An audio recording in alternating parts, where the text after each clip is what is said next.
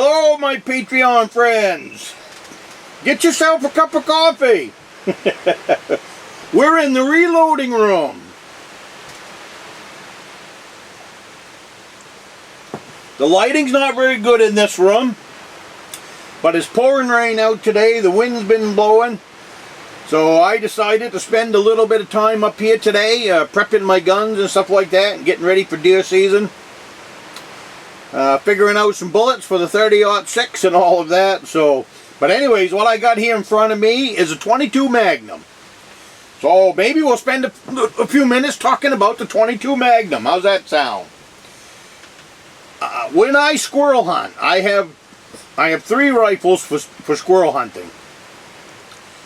I have the 2 single shots that you guys have seen, the single shot 22s, bolt actions. And then I have this. This is a 22 Magnum, stainless steel, bolt action. It has a 10-round clip.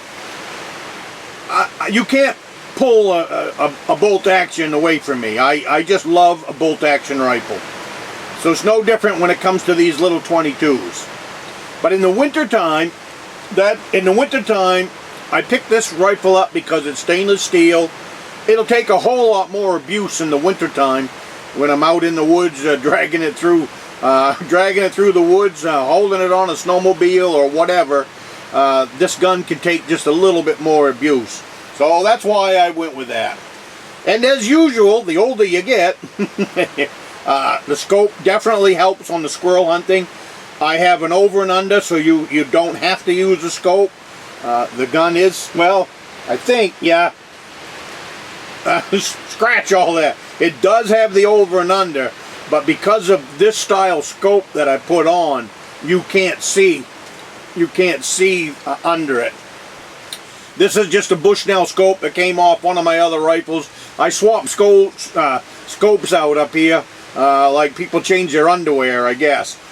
But anyways, this is a what is this one? This is a 6x12. This is 6x12 Bushnell banner. That's, oh, maybe it's less. Maybe I'm lying to you. You wait a minute. Yeah, this is a 4x12. This is a 4x12 Bushnell, adjustable on both ends. I like that, especially for stand hunting, because you know if you're looking at 50 yards, so I can set the front for 50 yards, makes things cleaner. I just like it.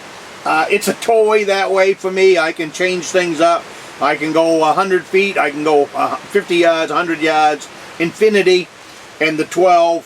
So you really, I can crank her up to 12 if I want, and my plan is, that's one of the reasons I'm up here today, is I have got a ton of gray squirrels that have been coming into that bear bait.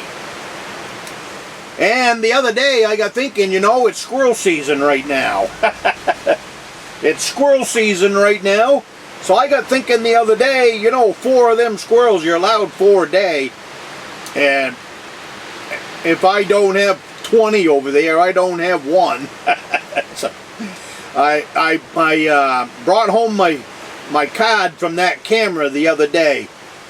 There was 365, 380 30-second videos on that camera. None of them was bear.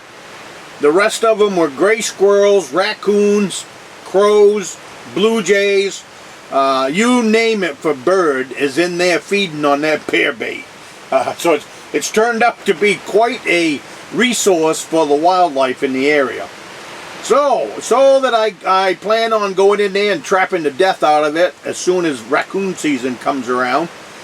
Going in there and getting the raccoons out, but at the same time, and I'm going to do this probably the first of the week.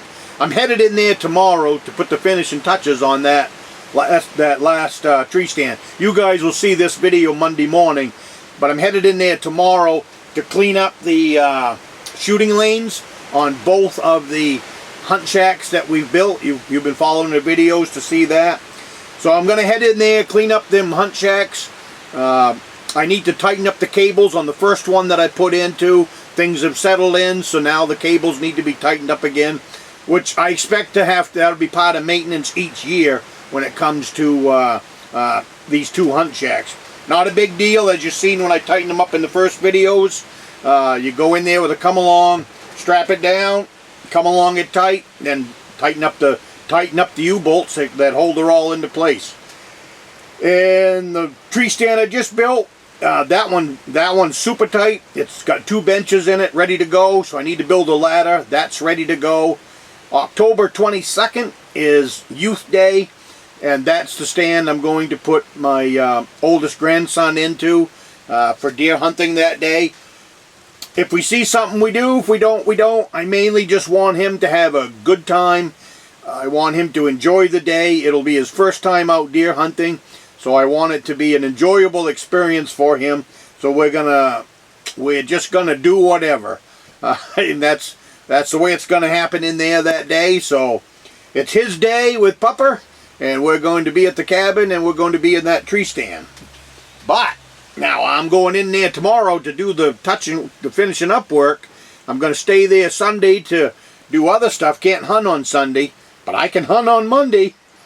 So I'm thinking Monday will be a good time to slide into that, and maybe even tomorrow night. It's not going to take me all day to do what I need to do, so maybe even tomorrow night I will slide into that bear stand around 3 o'clock, 2 o'clock area, and let it settle down, and then wait for the squirrels to come in, and with any luck be able to pick off 4 squirrels.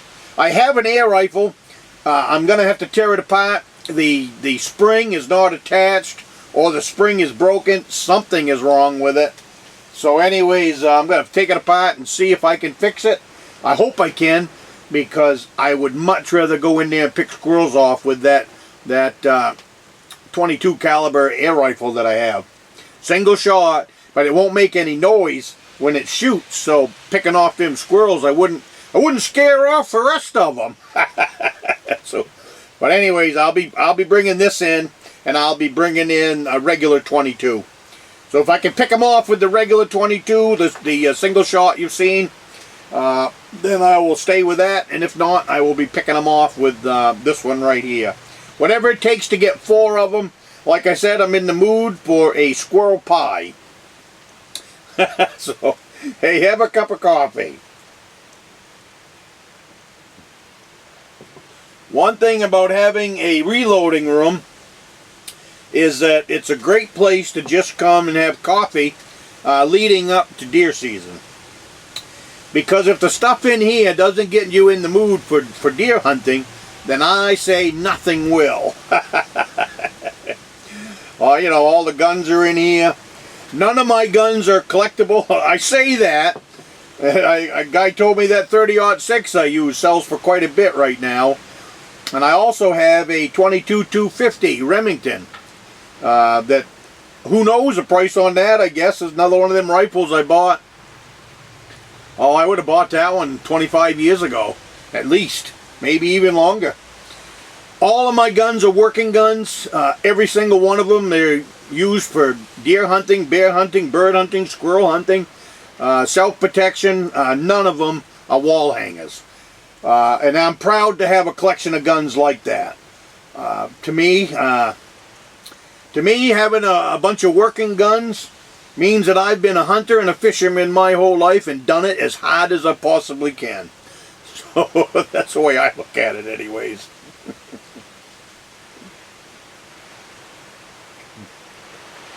I've got a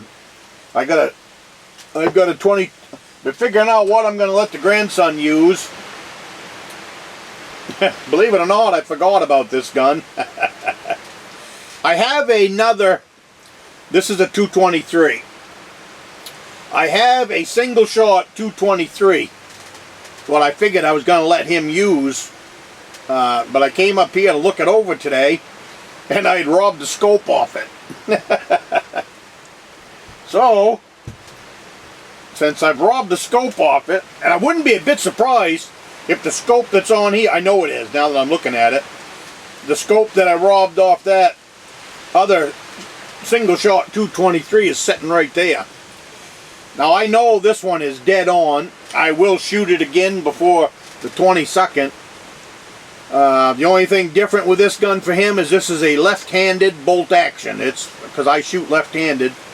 So, but he'll shoot left-handed that day, I suppose.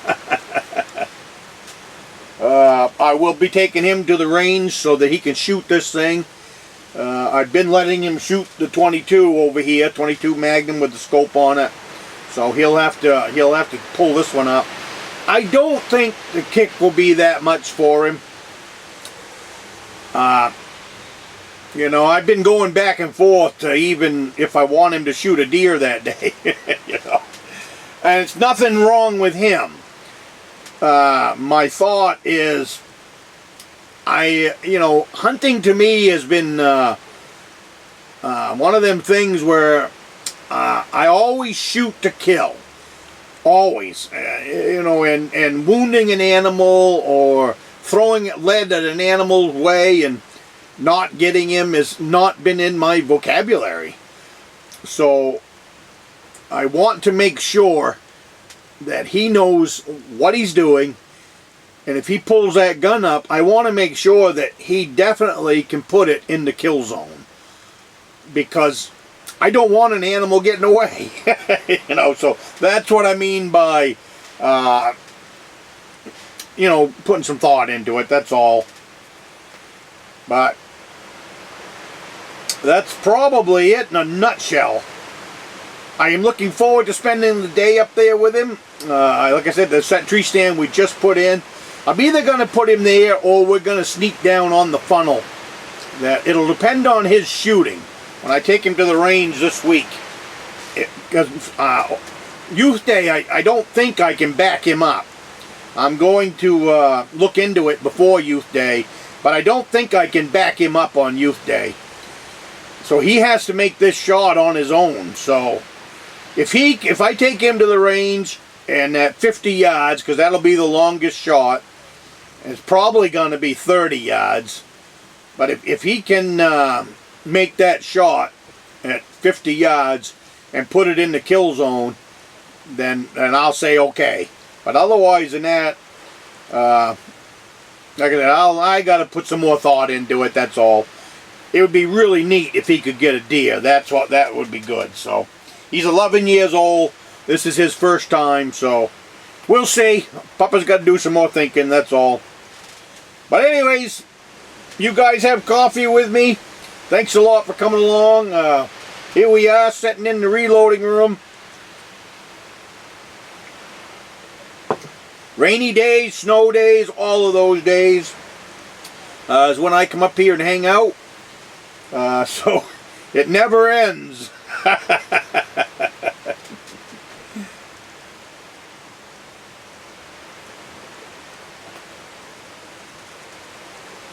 I'll see you guys next week.